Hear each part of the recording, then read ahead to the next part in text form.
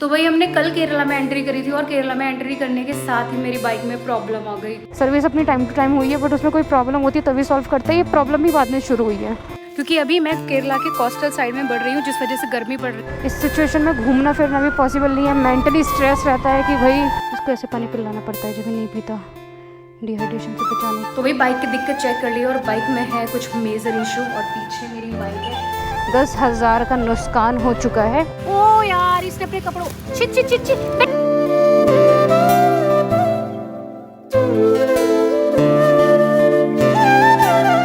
Hello दोस्तों, स्वागत है आपका एक और नई वीडियो में। मैं हूं राइडर नोनी और मैं कर रही हूं अपनी बाइक से 30,000 किलोमीटर की राइड। और भी मेरी इस इंडिया राइड की जर्नी के दौरान मैं पहुंच गई हूं फाइनली केरला में। और आज की जो वीडियो की शुरुआत हो रही है वो हो रही है मुन्नार से।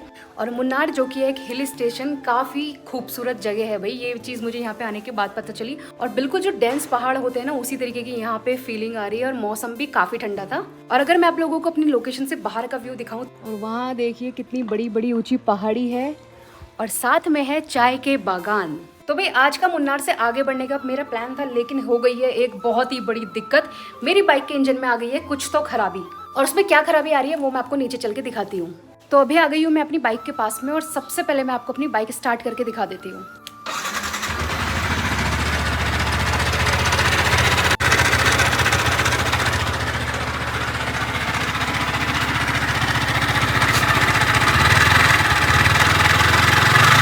तो भी आप लोगों ने देखा इंजन में कितनी अजीब सी आवाज़ आ रही है। और एमटी का इंजन का साउंड ये है ही नहीं। तो आई थिंक टाइमिंग चेन वगैरह या कुछ तो इसमें इशू आ रहा है। तो सबसे पहले मुझे बाइक का कोई प्रॉपर मैकेनिक देख के या फिर सर्विस सेंटर देख के इस प्रॉब्लम को सॉल्व करना पड़ेगा। क्योंकि अगर इसमें कोई और मेजर इशू आ गया तो भाई आगे की राइड में बहुत ज़्यादा दिक्कत हो सकती है। तो भाई यहाँ से काफ़ी ज़्यादा डाउन जाना है। आप लोग देख सकते हो सामने पहाड़ी और रास्ते देखो बिल्कुल नैरो नैरो, पतले पतले, डाउन डाउन, ऊंचे नीचे रास्ते। और मैंने सर्विस सेंटर की लोकेशन को ट्रैक कर लिया है, जिसकी डिस्टेंस यहाँ से 94 किलोमीटर दूर है। और जिस तरीके का इंजन में इशू आ रहा है ना, वो मुझे लगता है लोकल मैकेनिक में दिखाना ठीक नहीं रहेगा। क्योंकि लॉन्ग राइड है, उसकी प्रॉब्लम्स को पकड़ के सॉल्व करना ज़रूरी है। तो भाई ये प्रॉब्लम अगर थोड़ा पहले ऊपर को आ जाती, जहाँ पे हिंदी लैंग्वेज चलती है, तो बेटर रहता। अभी यहाँ पे लैंग्वेज इशू बहुत ज़्यादा एक प्रॉब्लम है, फिर उसके बाद इतनी बड़ी इंजन की प्रॉब्लम, बड़ी दिक्कत है। अगर इसका बहुत ज़्यादा बजट बैठ जाता है तो कम से कम हम अपनी लैंग्वेज में उनको बार्गेनिंग वगैरह या कुछ तो बता पाते हैं। अब यहाँ पे लैंग्वेज की वजह से नॉर्मल कन्वर्सेशन करना मुश्किल हो जाता है, फिर ये ऊपर नीचे की क्या ही बात होगी। जबकि मैंने अपनी बाइक के टाइम टू टाइम सर्विस भी करी थी। सर्विस अपनी टाइम टू टाइम हुई है, बट उसमें कोई प्रॉब्लम होती है तभी सॉल्व करते हैं। ये प्रॉब्लम ही बाद में शुरू हुई है। कल शाम को मैं यहाँ पहुँच गई थी और शाम को भी मैंने बाइक की प्रॉब्लम के लिए बहुत सारे सर्विस सेंटर और मैकेनिक वगैरह सर्च करने की कोशिश तो करी थी, लेकिन ये सॉल्व हो नहीं पाया कल। और इस वजह से मैंने मुन्नार को ऐसे कुछ ट्रैवल भी नहीं किया है।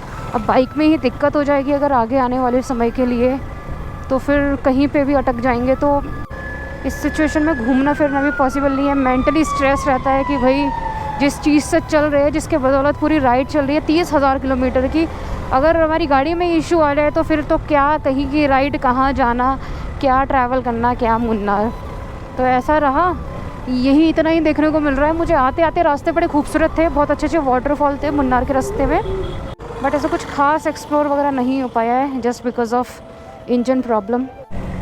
तो यहाँ पे बॉस आ चुके हैं आगे आज की राइड का तहकीकात करने। सारी चीज़ें कुशल मंगल चल रही है कि नहीं।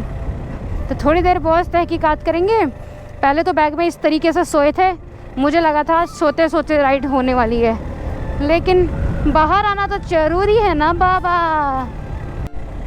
बॉस उचक के क्या देख रहे हो? Oh my God, my cute सा बॉस। तो फिर राइड में कितनी भी प्रॉब्लम हो जाए, कभी रूम ना मिले तो धक्के खाओ, या जैसे गाड़ी में भी इशू हो गया है, या फिर कभी पैसे ख़त्म हो जाए या कोई और सी दिक्कत हो जाए, दिक्कत लगी रहती है। लेकिन हुक्म के होने से बड़ा अच्छा सा लगता है। हमेशा एक पॉजिटिव एक एटीट्यूड रहता है कि हाँ भाई, जब बॉस को ऐसे आगे आके बैठता देखते हैं या फिर बॉस को सोता हुआ पीछे से देखते हैं, इसकी जो प्यारी प्यारी शक्ल दिखती है ना, वो पूरा मूड अच्छा कर देती है, सारी टेंशन भुला देती है। ये लेक देखिए कितनी खूबसूरत है। और वहाँ पे ना हाउस बोट भी, आई थिंक, बहुत ही शानदार भाई। साइड में से लंबे लंबे खड़े पेड़ है, इधर को इतना डांस है। हुकुम, वी लाइक इट।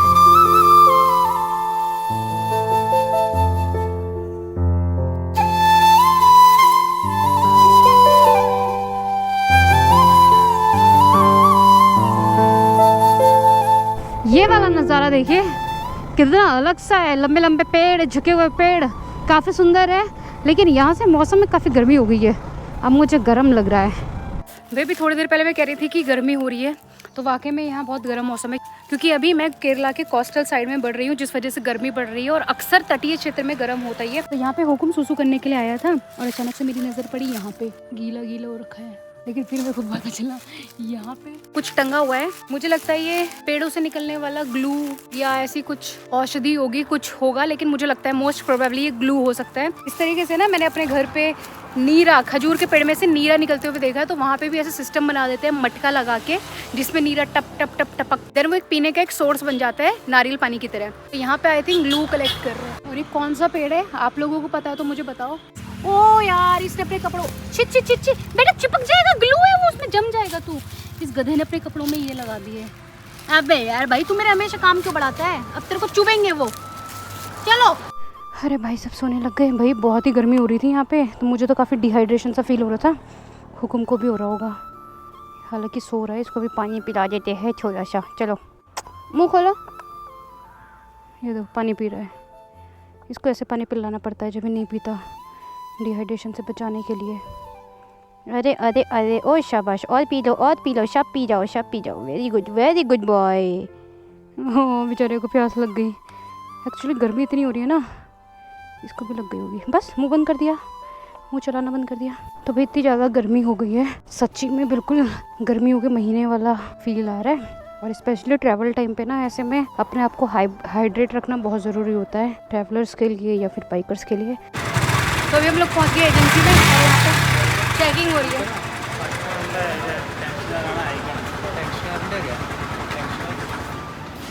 टाइम चाहिए चेक करने के लिए। तो अभी मैं पहुंच गई हूँ यामा सर्विस सेंटर में, और मेरी जो बाइक है वो मैंने यहाँ के जो मैकेनिक है उनके हैंड ओवर दे दी है। तो साउंड को देख के वो एक बार उसको चेक कर रहे हैं और बोल रहे हैं कि इंटरनल प्रॉब्लम भी हो सकती है। तो अभी देखते हैं क्या बताते हैं और क्या दिक्कत निकलती है। और उन्होंने कुछ पॉइंट बताया है, कह रहे अगर उसमें प्रॉब्लम हुआ तो जल्दी सॉल्व हो जाएगा, और अदरवाइज वो नहीं निकलती है तो इंजन पूरा खोलना पड़ेगा। तो वहाँ पे अपनी बाइक जा चुकी है और वो भैया चेक कर रहे हैं। भगवान जी, मैं तो विश कर रही हूँ छोटी ही प्रॉब्लम हो, अदरवाइज टाइम भी ज़्यादा लगेगा और पैसे भी ज़्यादा, और एक्स्ट्रा बजट तो मैंने रखा ही नहीं है, कहाँ से करूँगी अरेंज, समझ नहीं आ रहा। तो भाई हमने कल केरला में एंट्री करी थी और केरला में एंट्री करने के साथ ही मेरी बाइक में प्रॉब्लम आ गई, और ये इतनी फुर्सत से सो रहा है, इसको तो कोई मतलब ही नहीं है। सारे दुख तो हमें देखने पड़ते हैं, बाइक में दिक्कत हो जाए, रहने का, खाने का, इसके खाने का, तो भाई बाइक की दिक्कत चेक कर ली और बाइक में है कुछ मेजर इशू, और पीछे मेरी बाइक है, पूरा उसको खोल दिया गया है, पूरा इंजन खोल दिया है। देखो इतने सारे लोग लगे हुए हैं, ऊपर चढ़ा रखी है बाइक, ऐसा लग रहा है मेरी बाइक का ऑपरेशन हो रहा है। उन्होंने बोला कि हेड में ऐसा कुछ पार्ट है जो ख़त्म हो गया है, मतलब घिस गया है। हे प्रभु, बट इसमें जो बड़ा इशू आया है, क्या दिक्कत क्या है वो? ये इंजन के अंदर होता है। हाँ। जो पहले छोटी प्रॉब्लम थी वो इसकी थी। हाँ। अगर ये खराब होता तो ये बाहर से चेंज हो सकता था, ये वाला पार्ट, ये दिख रहा ना आपको, ये वाला, क्योंकि ये तो खराब था ही, इसके साथ में ये भी खराब हो गया था। ये टाइमिंग चेन को टाइट करके रखता है, जिसकी वजह से टाइमिंग चेन ना इसे खराब होने की ढीली हो गई। टाइमिंग चेन ढीली हुई तो उसने इस पे इम्पैक्ट डाला, तो इसमें आ गई चक, जिसकी वजह से घूमने में आवाज़ कर रहा है। ये नया पार्ट होता तो ये ऐसे आवाज़ नहीं करता, इसी की आवाज़ आ रही थी इंजन में। पूरा ये साउंड कर रहा है और पूरा हिल भी रहा है ना, देखो। हाँ हिल भी रहा है, ये ऐसे करके हिल रहा है। इतना ऐसा नहीं होता ये। हाँ, अगर ये ओनली ये खराब होता ना, तो फिर इसको खोलने की जरूरत, इंजन खोलने की जरूरत नहीं पड़ती। तो अब ये दोनों चीज़ चेंज कर दी हैं, अभी इंजन को पैक कर रहे हैं। तो अभी बाइक का इंजन का काम ऑलमोस्ट हो गया है, और जो कंप्यूटर के ज़रिए उनकी चेकिंग वगैरह होती है वो चल रही है। देख रहे हैं कि अब क्या रह गया है। वही यहाँ पे अपना बिल भी आ गया है, और ये 8,027 का बनाया है। इतनी ज़्यादा रिक्वेस्ट करी थी मैंने कि लेबर चार्ज वगैरह जितना हो सके डिस्काउंट देना था, उसके बाद भी लगभग इतना बिल बना ही दिया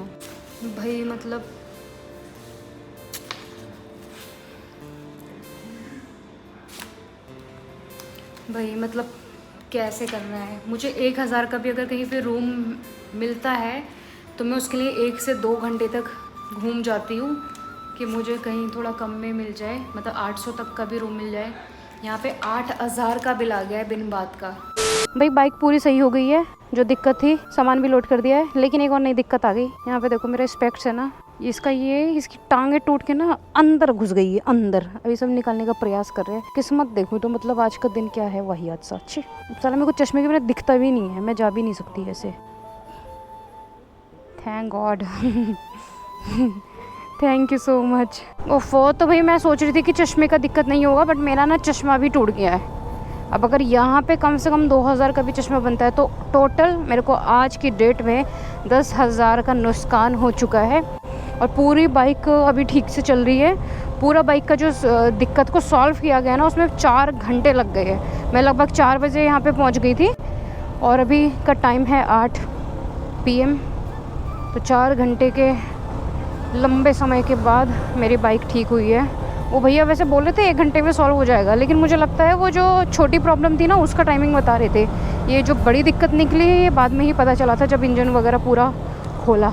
और अभी ये भी नहीं पता मुझे कि कौन सी जगह में पहुंची हूँ, क्योंकि मैंने ना मुन्नार से अपनी राइड शुरू करी थी और आज की कोई भी डेस्टिनेशन नहीं थी। आज की जो मैंने लोकेशन ट्रैक करी थी वो सिर्फ सर्विस सेंटर की थी नियरेस्ट, और 94 किलोमीटर बाद तो मुझे ये वाला सर्विस सेंटर मिला था। और पता नहीं अभी जो भी ये जगह है ना, यहीं पे आज का स्टे वगैरह देखना पड़ेगा। तो भाई जल्दी जल्दी स्टे वगैरह ढूंढ लेते हैं। और आज बहुत ही मूड ख़राब है यार, मतलब